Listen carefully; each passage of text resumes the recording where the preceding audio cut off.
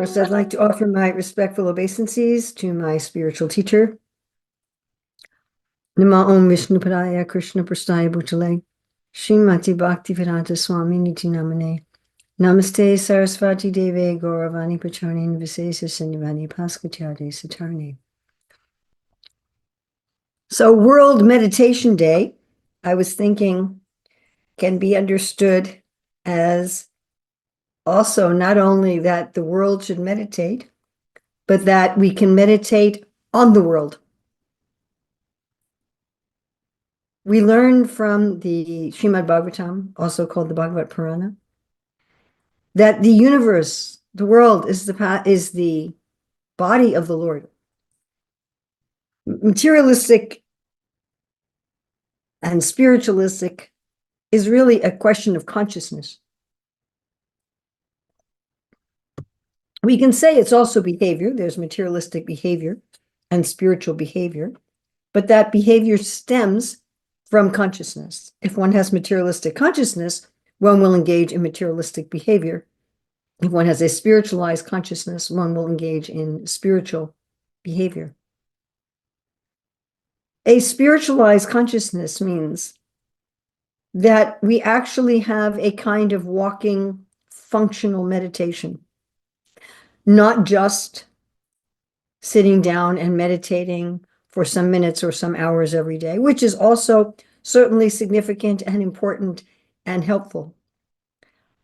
But that we have a kind of way, a meditative kind of way of dealing with the world, a meditative vision in dealing with the world.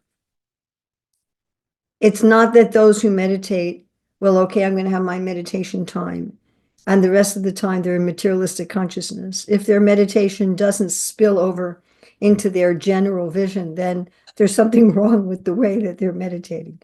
It should change their life. It should change their consciousness.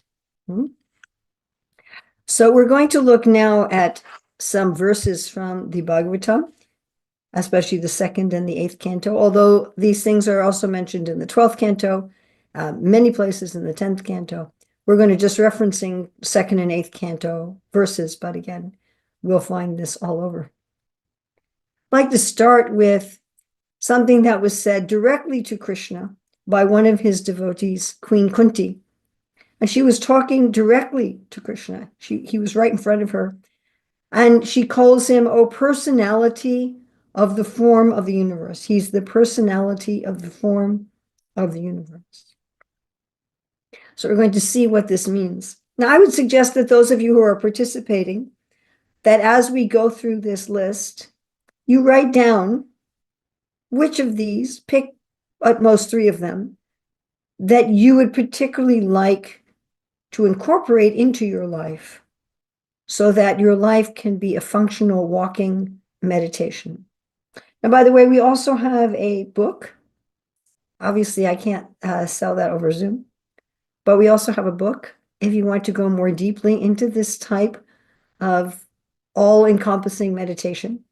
It's called Krishna Meditations, and it's written by myself, Urmila Edith Best, and we have a co-author, Kamala Sita.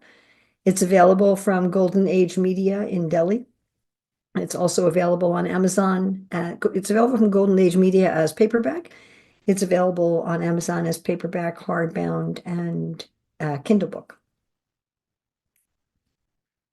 So the first thing is that fire is the mouth of the Lord. When we accomplish, when we are in touch with fire, that is actually the Lord's mouth. If we think about a voice, whether it's a voice in our mind, a silent voice in our mind, or an audible voice, it's like a fire. It can be used to warm, to transform, to purify, and also to destroy and turn things to ashes and smoke. Now, that destruction isn't always bad. Turning ignorance and difficulty and sadness and grief into ashes may also be a very good thing. Sometimes Krishna's words may seem harsh and destructive to materialistic people, but to those who love the Lord, to the devotees, his speech is always warming to their hearts. and it lights their path through the darkness of ignorance. So his skin generates the Vedic hymns, right? When we want to touch someone, we contact their skin. And when we want to connect with the Supreme, we recite the Vedic hymns, including Hare Krishna, Krishna Krishna, Hare Hare, Hare Rama, Rama Rama, Hare Hare. The Vedic hymns are also the cerebral passage, the passage from the brain to the spinal cord. So the Vedas are the brains of a religious community. It's the spiritual knowledge of any tradition. And without it, our spiritual community would not have the flow of awareness through the cerebral passage and thus would not be able to function. So the Vedic mantras comes from his words. We can certainly hear Krishna if we want to say, I want to hear God. We can hear him through the Vedic mantras because he directly spoke those mantras. And in those mantras, he tells us how to approach him, how to find him, how to access him. Even if these mantras are chanted with our voice or someone else's voice, the sound is actually the voice of God speaking through them. So his tongue is the productive center of different foodstuffs and delicacies for offering to the demigods, forefathers, and general people. So our tongue receives food and Krishna's tongue creates. It's interesting that this food that's produced from the Lord's tongue is not meant just for our personal enjoyment, but for us to share with others. The whole universe is geared for sharing. It is said that how much money we have in this life is dependent on how charitable we were in previous lives and in this life. Generally, the universe favors sharing. Krishna favors sharing. Those who share, those who are generous, those who are kind, those who are giving, are themselves going to have more abundance. Krishna is going to give them abundance because he knows they're going to use it rightly. They're going to use it to share. So our food that we get, it's actually all of the Lord's mercy.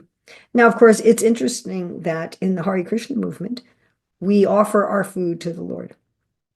So before we eat, we say, Krishna, you eat. You could think of this in many ways, just like people who have servants. So first the masters eat, and then the servants eat. So you could think of it like that. We see Krishna is the master, that we are the servants. But even if you want to see things more intimately, if you're sitting with your friend, so you may offer your friend to eat first, and then you will eat. So as Krishna eats it, he also leaves it there for us to eat as well. It's not that he eats it and then it's gone. And it's said that the food that Krishna eats has the taste of his tongue on it. The taste the taste of God is mixed with the food.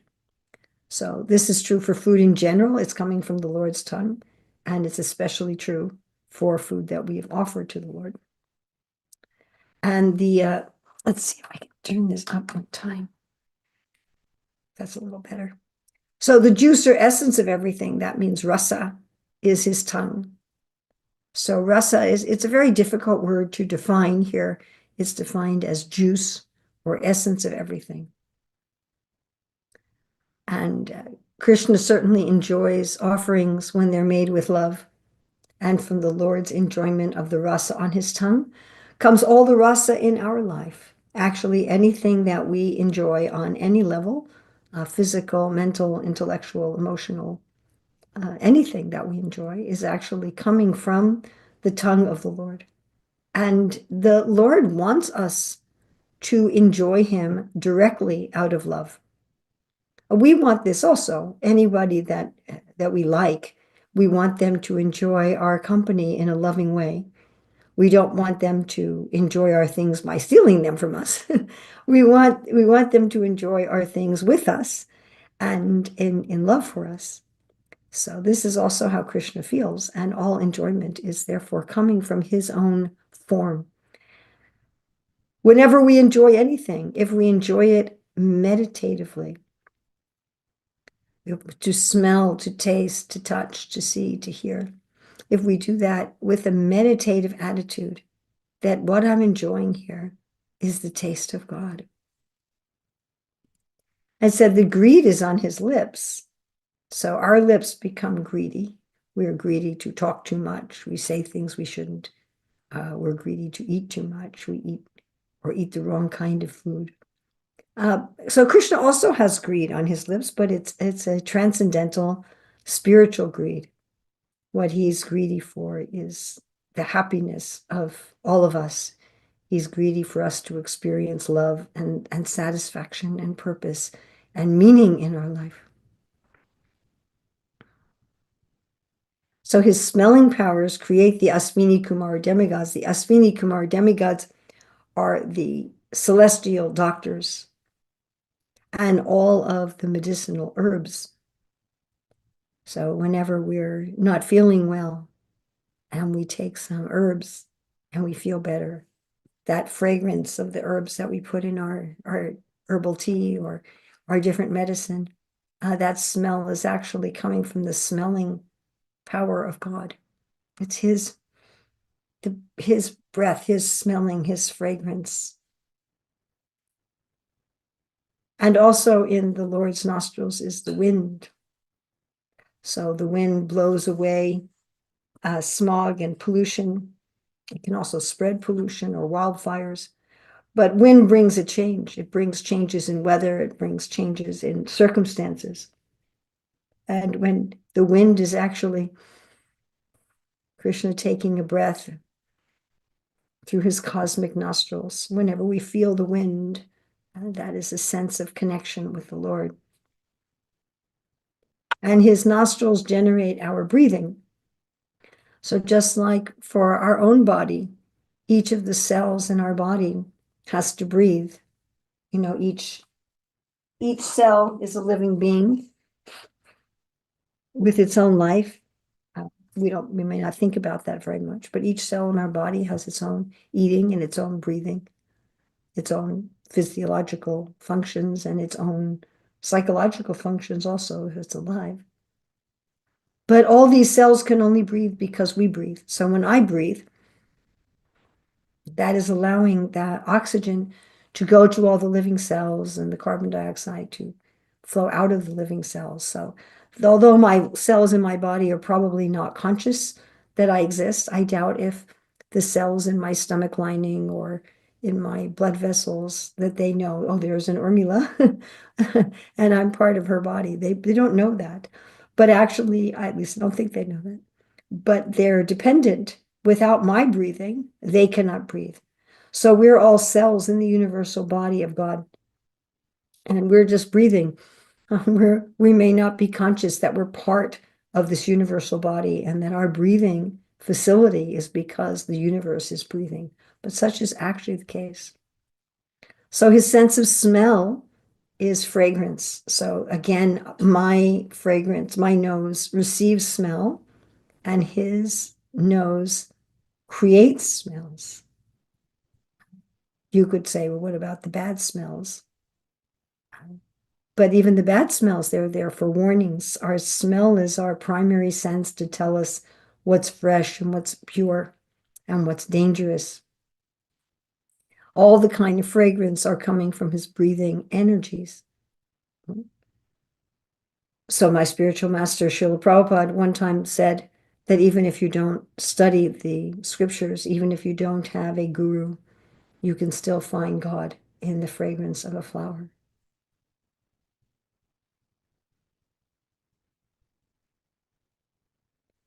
And then the air is his breath. So in English, we have two words, breath and air. That breath is the air moving in and out of the body, of a living body. And we think of air as just simply inert gases, just matter. But actually, the Lord's breathing is the air around us. It's full of his prana, it's full of his living energy. And when we are breathing, we are not just breathing certain chemicals, but we are actually breathing in the living energy of God, just like our breath is full of our living energy. And how amazing that Krishna's breath, right? It's giving oxygen to some and nitrogen to others and carbon dioxide to others, according to what they specifically need for their own physiological growth. So his eyes generate forms. So my eyes see forms, and his eyes create forms. And all of us, we think, any living being, there's kind of a light in our eyes. I once years ago read a story of this one man he worked for the government, and he would trap and kill predator animals that were killing off people's farm animals. And one time he went out to one of his traps with his 10-year-old son, and the animal that was trapped died in front of them. And the 10-year-old son said, "Why did the light go out of his eyes?" And the father writing the story said, from that moment, he decided he didn't want to be a killer, and he changed his profession. So if that's true on a very small level with all of us, that there's a light in our eyes. So Krishna's eyes are full of light. They're glittering and illuminating. In fact, his eyeballs are like the sun and the heavenly planets. When we have eye contact, it carries with it great power because it establishes a connection between two people. And we living beings, we have such a connection with Krishna. Not only is our companion within our heart, but he's also observing us in his universal form through the sun, the moon, and the higher planets. So through the sun and the moon, he witnesses our activities. They're his eyes. And when we're looking at the sun and the moon and Jupiter and Venus and so forth, we're actually making eye contact with our beloved Lord. And outer space is his eye pits. So my eye pits are just bony things. They're kind of morbid, I suppose. But with Krishna, his eye pits are full of wonder, vast and beautiful and mystical. Dark outer space is Krishna's eye pit, and the sun and the moon again are his eyes. So his eyeballs, the sun, is the power of seeing. So in the same way that we only breathe when he breathes, we only see when he sees. This is something that Prabhupada wrote and spoke about a lot, that if it's fully dark, we can't see. Our eyes are dependent on the sun or the artificial light that comes indirectly from the sun. And that is because first the Lord has to see with his eyes, the sun and the moon, and then we can see. He has to breathe and then we can breathe. He has to eat and then we can eat. He has to smell and then we can smell. He has to see and then we can see. And his eyelids are day and night. So when his eyes are open, it's day. And when it's closed, it's night. We can think when we're waking up in the morning, Krishna is opening his eyes. And when we're going to bed, he's closing his eyes. And he's arranging for our rest and relaxation and our normal cycle of life. This is one I really like to meditate on. That sunrise and sunset are the moving of the clothes of the Lord. So the Lord has clothes that are kind of a orangey yellow color, and his own form is dark blue. And so when we see the sun rising and setting, we can just almost imagine Krishna moving through the sky, his yellow cloth fluttering, his golden helmet glittering as the dawn light shifts from yellow to copper to gold. His golden saffron colored clothes fold over, his dark bluish form like the sky and sunlit clouds as day and night join together. And gradually everything becomes hidden, right? The sun is there beneath the twilight, but we can't see it. Just as, anyone's body is hidden beneath their garments. So the Lord's beautiful, shining and attractive form is hidden under his garments, flowing like the sun. This is his cosmic dance. On Krishna's neck is all the sounds. So sometimes we see birds moving their neck and they make sounds. So the Vedic sounds start with Om, and these sounds are moving up the neck and out of the mouth of Lord Brahma, and also of the universal form, creating all the wisdom and forms in the universe. So his ears hear everything, and especially the Vedas, just like we especially will hear the sound of our own name. and his ears create all of the sounds. So whatever we hear, any sound we hear, right now where I am, it's extremely quiet. But maybe wherever you are, there's some sounds in the background. Maybe there's traffic sounds or bird sounds or people talking or different machines. And all of those sounds are coming from the ears of the Lord. Actually, our ability to understand space comes from our ears, especially our inner ears. They give us the ability to understand our position in space and what is space around us. From his steps come the fire of sacrifice. So this is called Havyam Karma Bihi, or the offering of yagya, the offering of a connection, a ceremony of connection of our worldly responsibilities. This means that everything we do in the world can be a kind of ceremony of connection, can be a spiritualized process to connect with the divine. And in his touch is lust. So anyone who understands this is careful who they touch and when they touch, right? So the Lord also has touch. And the desires that the Lord has that are kindled and increased through his touch are a pure love and total eternal satisfaction. So the hairs on his body are the cause of all vegetation. So we can get some idea of how beautiful must be the Lord's hairs. You can stare at any vegetation or a tree and you just look at the branches and the leaves, perhaps the flowers and the fruits. And these are just one of the Lord's hairs. Imagine if we could really see one of the hairs on Krishna's eyebrow. And it is so beautiful and so well formed that we could certainly look at it eternally in a deep meditation. So this is again a meditative way of thinking about the vegetation on the earth. When I look out my window, I see a rose bush. I mean, it's winter here, so I can see some of the last roses that tried to bloom, but were cut off by the winter. But it's still very beautiful, and to think of this rose bush as one of the hairs of the Lord is a meditative way of not just, oh, I'm walking past plants.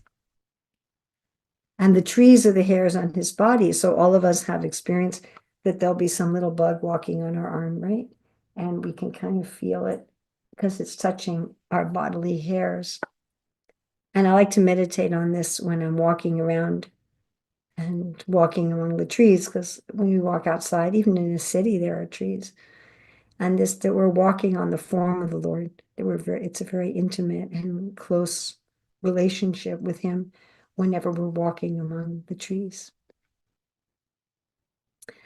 And the clouds that carry the water are the hairs on his head. So Krishna's hair is usually described as dark. And of course, many times the clouds, if they're storm clouds, then they're going to be dark. But many times, I mean, here, I don't see very many clouds through my window right now. But many times the clouds are white, and we can say, but how is Krishna's hair white? So it's described in the 10th canto that when Krishna brings back the calves or the cows from the pasturing ground into the village, that they kick up a lot of dust, and this dust gets in his hair and makes his hair look white. It's also explained that when Krishna's fighting on the battlefield with evil persons, that the dust from the battlefield gets in his hair and also looks white. And the drugs and the herbs are all the hairs on his body. So we know that the potency of the drugs we already learned comes from his breathing. So it's like he's breathing on his hairs. And the hairs are these different drugs, and then their potency is the smell of his breath. Yeah, people may think, oh, it's just a matter of working with different chemicals.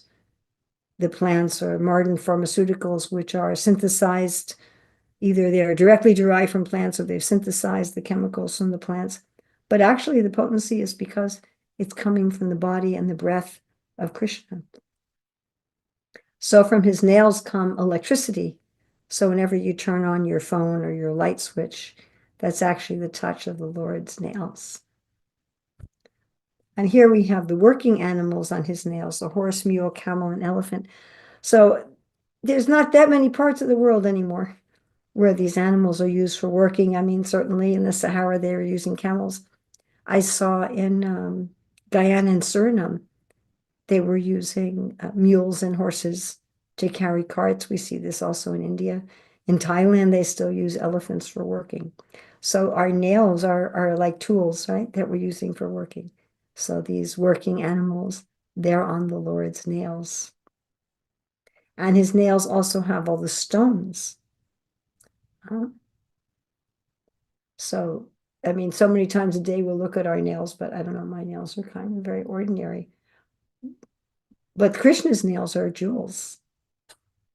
It's something we can remember, of course, when we look at our own nails, but also if you look at people who've painted their nails, they try to make their nails look like emeralds and rubies, and sometimes even stick little stones on their nails. And we can remember how Krishna's nails are actually all of the stones and all of the jewels. So wild animals are on his belt zone. So our belt holds our clothing up, kind of keeps us together, right? So a few months ago, I was at an airport and they made an announcement. Someone has left their belt at security. If your pants are falling down, please come to security and pick up your belt. So the wild animals actually hold up the ecosystem. I mean, we're destroying the habitat of so many of these animals or killing them, and we're upsetting the whole balance. Our figurative pants are falling down in terms of taking care of the planet. If you want to explore this a little bit, there's actually, it's interesting. My grandson just 2 days ago sent me a different video on the same topic. So evidently there's more than one. But if you look up on YouTube about wolves in Yellowstone National Park in the United States, so they had killed all of the wolves long ago, and then some time ago, they decided to reintroduce a pack of wolves. And their doing so changed the whole ecosystem. It changed the grassland into forests. It changed the course of the rivers, attracted so many other animals, actually pretty astonishing. His feet protect us from all kinds of fear. So this is something that I like to meditate on when I'm walking on uneven ground, right? Where we're really paying attention to our feet. You all have this experience, right? With the grounds really uneven, or it's very muddy, or, something that's not quite safe. Then all of our attention just goes to our feet. And we can remember how Krishna's feet give us protection from fear. So the reins are his semen. So normally a male can produce offspring of the same species. But Krishna says, Aham bija pradapita. I am the father of all living entities. And the rain, of course, is creating directly and indirectly all the different species of life. And in his semen were all the waters. So according to Ayurveda, our reproductive fluid is the most concentrated energy part of the body, and it's designed to create a new life. And the waters, which are the concentrated form of the Lord's energy, they're the essence of life in our bodies, our food, our air, everything. We're alive, we're nourished, we're cleansed, we're functional because of water. This water is Krishna's potency and full of vitality. So how we can meditate on the divine even when we're on the toilet. So the universal form also has an evacuating organ that gets rid of envy, misfortune, hell, and death. Just like in our body, our evacuating organ gets rid of various toxins in our body. And his teeth are Yamaraj, the god of death, who punishes the sinners. So, of course, Arjuna saw this fact in the Bhagavad Gita. It explains when he saw the universe as the form of God, he saw the soldiers rushing into the mouths of this form of the universe and being smashed in his teeth. So Yamaraj reminds us that even though things may seem unjust and unfair in this life superficially, that actually justice is perfect and administered by Yamaraj. And then affection is his set of teeth. So when Krishna is looking at us with affection and caring for us with affection, so we can, it's like you're seeing his teeth smiling at us. Right? I mean, our smiles indicate some level of affection, but Krishna's visible teeth when he smiles is the height of love and joy. And then the back of the Lord is where there's frustration, ignorance is immorality. I mean, it seems contradictory that immorality, frustration, and ignorance, which imply a disconnection from Krishna, is also part of Krishna's body, but it has to be so because that's how Krishna is the complete whole. Yes, there's a place for us even when we're forgetting him. There was a airplane pilot once when Prabhupada was on a plane who came back into the cabin, and they don't seem to do this anymore with the security measures, but you can put the plane on autopilot and you have your co-pilot there, and the captains used to walk back into the cabin of the plane sometimes. So the captain was walking back and he saw Prabhupada, and there was an empty seat next to Prabhupada, so he sat down and he was asked, if God is all good, why is there evil? And Prabhupada said, evil is on God's backside. So when we do evil, or when anyone does evil, they're in the body of the Lord, they're on the body of the Lord, but they can't see him, they're in the back. So the rivers and the rivulets are his veins. These are the channels of life-giving liquid that deliver nutrition and remove waste in our bodies. And the huge rivers of the world, they define the country's borders, they provide for human habitation, they allow for the migration of animal herds, they bring goods from surplus to need. They're the main blood vessels of the Lord, the messengers of his heartbeat of life itself. And his bones are the great mountains. So our skeleton provides the structure of our body. Without it, we have no stability. We really wouldn't have much of a form, and we wouldn't be able to physically function on the surface of the earth. So the mountains are stable and majestic, and their structure and form is giving shape to the earth. So his arms are the productive fields for the great demigods who are protecting the general mass of people.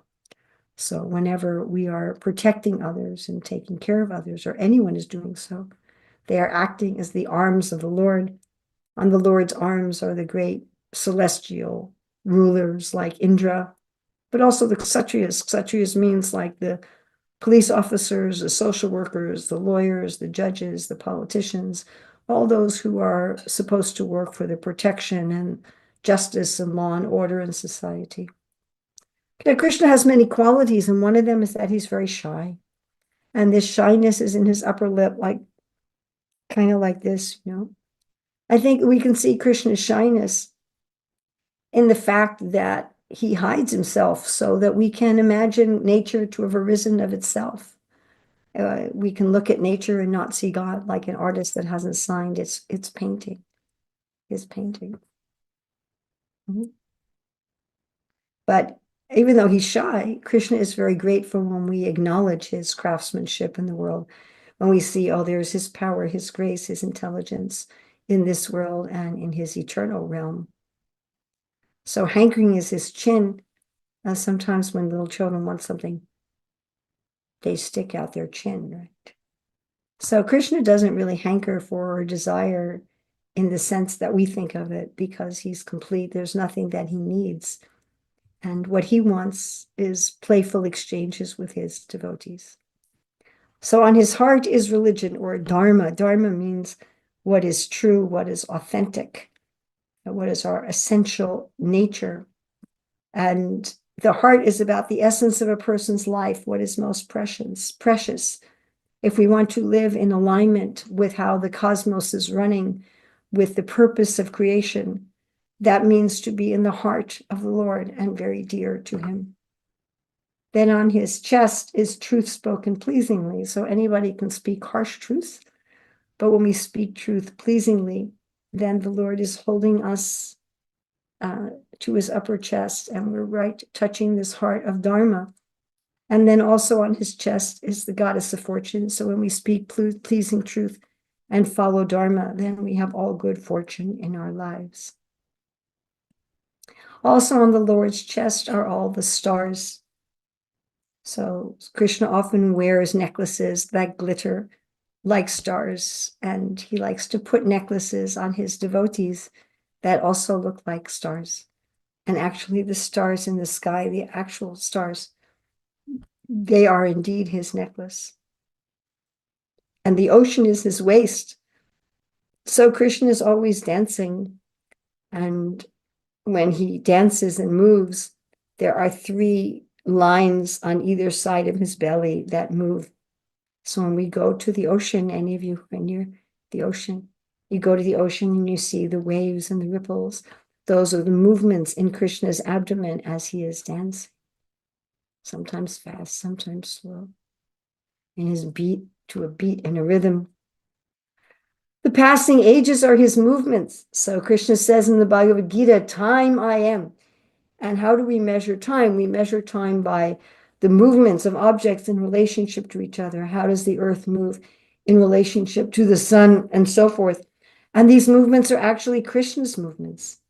And we can feel that Krishna is moving through our life as the passage of time. And the supreme cause of material creation is his intelligence. So there are many immediate causes or intermediate causes, but the supreme cause is Krishna's intelligence. Actually, in every religion, it's acknowledged that there's intelligent design in the universe, that we can see the hand of God in intelligence. Just like if you want to take something extremely simple, let's take something very simple here. So I have a pen here. It's very simple. This is not a complex thing, but still, to make this pen required a lot of intelligence. So it's made with metal. That means that it was a mine. Somebody had to find a mine and go down into the mine and get the metal and refine it and mold it in a certain shape. And then we have the plastic, which was also taken from the refinement of petroleum. And that had to be refined, and then it had to have colors put in. Here, it's made to look like wood. So there was some artistic endeavor there. And then I don't know where the ink comes from, but there is it's complicated, really, although it's very simple. It couldn't be made by a 2-year-old. It couldn't be made by a monkey. So what to speak of a living cell? One living cell is more complex than the greatest city like Tokyo or London or New York. And so definitely everything is done by intelligence. And in his intelligence is Lord Brahma, the great demigods, and the great saintly persons. Whenever we interact with saintly persons on this earth, we're actually dealing with the Lord's intelligence. And then his mind is the moon, which is the reservoir of all changes. So it may appear that Krishna's mind is always changing towards us. It may appear that, sometimes Krishna likes us very much, sometimes he doesn't like us. Just like the moon appears to be changing, but the moon isn't really changing. Actually, the moon is constant. So in the same way, Krishna's affection for us, his care, his concern, is actually constant. And Rudra is his ego. So Rudra means anger. Now, when we get angry, most of the time when we get angry, it's because of our false ego, because we're thinking that we're great and we're important and so forth. And when someone challenges that notion of ours, we become angry as a way of defending our identity. So we may ask, does Krishna have an ego like that? So not exactly. I mean, anger can also be loving. If you see your child dealing with something dangerous, and you go, hey, stop that. That is Krishna's ego. Yes. And Krishna's ego is in giving us the kindness to try to work in this world and to see for ourselves what we really want. So a variety of birds are indications of his masterful artistic sense. So this is something that's very easy to meditate on because most of us are in touch with birds every day. We see them and or hear them every day. And birds show artistry in their colors, their shapes, the iridescence often of their feathers, their courtship dances, their flying patterns, even their waddling patterns if they're penguins, their sounds, even the ones that go caw caw are kind of like percussion in a symphony, in the way that masterful way that they build their nests. So in so many ways, they show that Krishna is an artist and humanity is his residence. So Srila Prabhupada would often say that the main difference between humans and the animals is that humans have some kind of religion, that every human society has some kind of religion. And whether it's a temple or a church or a mosque or a synagogue, we call our place of worship the house of God. So this is actually the residence. I mean, God is everywhere, but he especially lives in his house. And the angels are his musical rhythm. So in every culture of the world, the angels are always shown as musicians. And this is interesting. The demoniac shoulders show his prowess.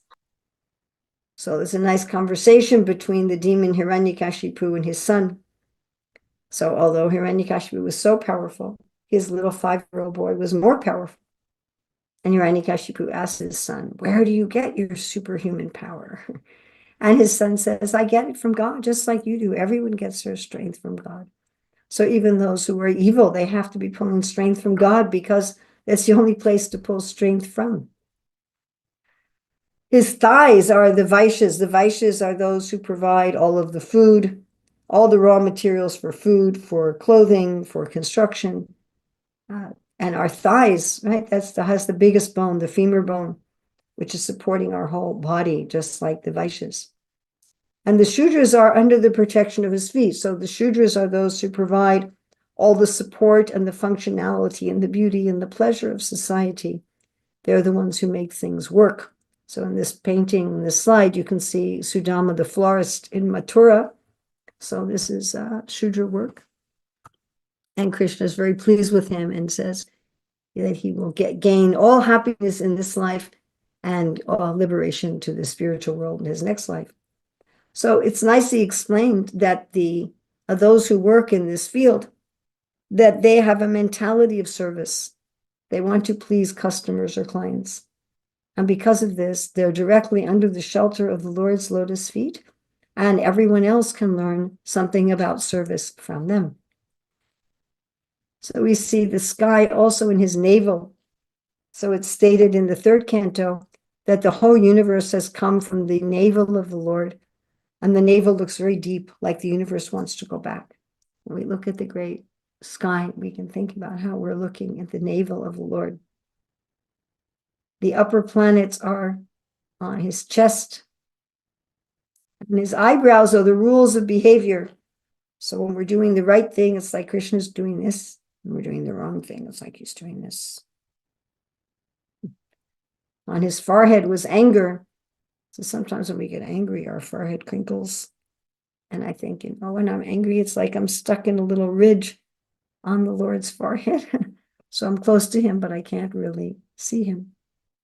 So on his shadow is death. So you can say, how does Krishna have a shadow? He's all effulgent. But when we turn from him, we experience a shadow and we experience death.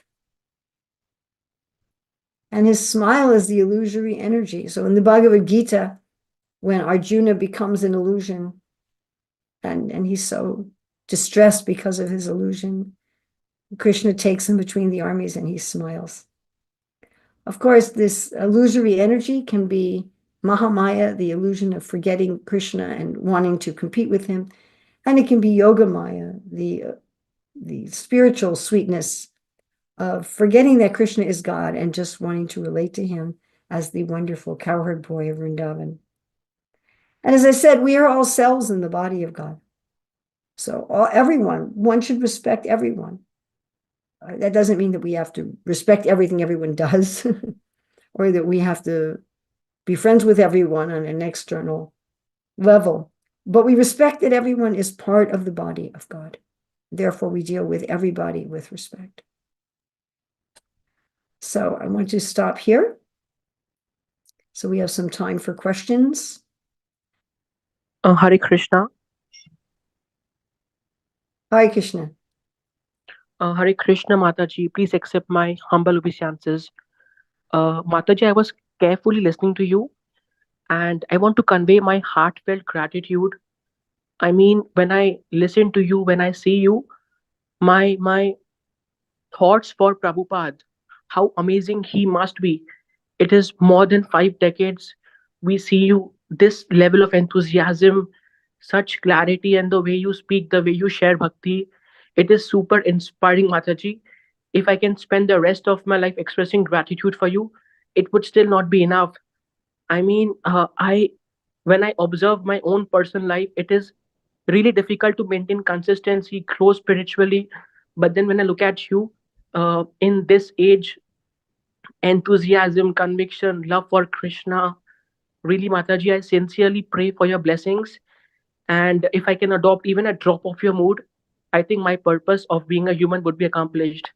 Please, Mataji, keep me in your blessings. I really want to serve, really want to, uh, with all my heart and spirit, serve Srila Prabhupada and become a pure devotee. And by just looking at you, listening to you, I'm absolutely convinced. Not just I will make my own life successful, but if I constantly listen to your lectures, I can also help others. Super grateful to you, Mataji, from the core of my heart. Thank you.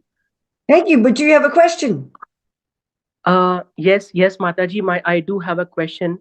Okay. Mataji, Thank you for all your kind and encouraging words. I appreciate that. But I want to know, do you have a question? yes, I do have a question, Mataji. My question is little off the topic. I just wanted to know and understand.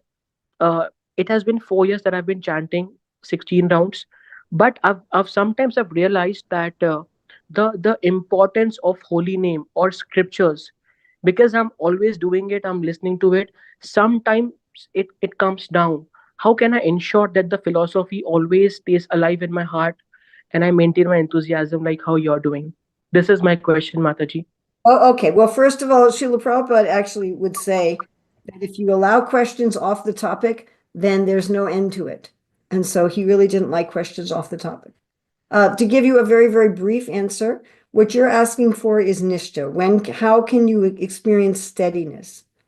And the answer is until your anartas are 40 to 70% removed, depending how you want to analyze things, you're not going to be steady. And so you just simply have to tolerate that. It's just like, let's say you were learning some skill in the world. You're learning how to dance, you're learning how to play an instrument, and you're still a beginner. 4 years, you're still a beginner. I mean, you don't have to be a beginner just because it's 4 years. But if you're not steady, then you're in the kanista, which means not steady phase. How can I become steady? You're going to become steady when you get rid of your anartas. How can you get rid of your anartas? By wanting to get rid of your anartas. Most of us don't want to get rid of our anartas. Most of us don't want to get rid of our false ego. We're attached to our false ego. That means when someone corrects you, when someone tells you that you're not perfect, celebrate. Yay, I'm getting rid of some of my anartas. Okay, does anyone have any questions on this presentation? I thank you for your question and your kind words, but I really want to focus if anyone has any questions on this presentation. So we have Ragini Sudevi. Ragini Sudevi. Yes, do you have a question? Hare Krishna, Mataji. I accept my humble obeisance at your divine lotus feet. Hare Krishna.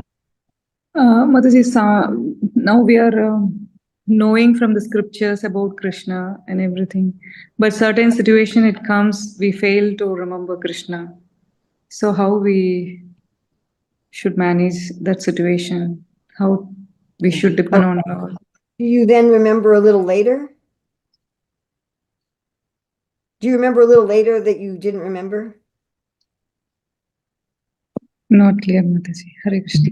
Okay, so you're in a situation where you don't remember Krishna. Do you realize later that you didn't remember Krishna? Yeah, yes, sometimes. Okay. So after some time, you go, oops, I forgot Krishna. Now I'm remembering him again. Am I correct? Yeah, yes. Okay. Some situation comes, that situation will be we will be remembering that situation. No, We no. cannot. So you're in some situation and Yeah. you're forgetting Krishna, whatever it is. Yeah, that situation due to. Okay. You're in a situation where you're forgetting Krishna. And then a half an hour later, you think, oh, when I was in that situation, I was forgetting Krishna. Is that what you're saying? Yeah, yes, Mataji. Okay. So then at least you're remembering him later. Yeah, later we will be remembering all the scriptures from So Gajendra Moksha, like all those. will be celebrate revealed. when you remember. Wow, I'm remembering Krishna now. And don't beat yourself up for the times you forget. Celebrate whenever you're remembering. And then your mind likes celebration. All of us, we all like celebration. And so if you keep celebrating every time you remember, like kind of note it and go, oh yeah, I'm remembering. And then you'll end up remembering more and more and more. Okay, Prananath Prabhu. Yes, Hare Krishna Mataji. Hare Krishna. Dandat Pranam, all grace to Guru Maharaj, Prabhupada and you and all Vaishnavas. In your conclusion of the lecture, you had mentioned about seeing Krishna everywhere, like in devotees, when we deal with devotees. So many a times it happens there are some devotees who have hurt us very badly. So they are devotees, but then when we face them, that thoughts come and we though we try to forget it comes up again and again. We can't see Krishna's hand in that, or because of our ego or what. So how do we handle that situation? Mm. Mm. Well, I'll teach you a little mantra. Okay. It's called Mare Krishna Rake Krishna Mare Ke. How did the children sing that? If Krishna wants to save you, no one can kill you. If Krishna wants to kill you, no one can save you. Yes. Nobody has the ability to hurt us. That's in a way that's not our karma or the will of God.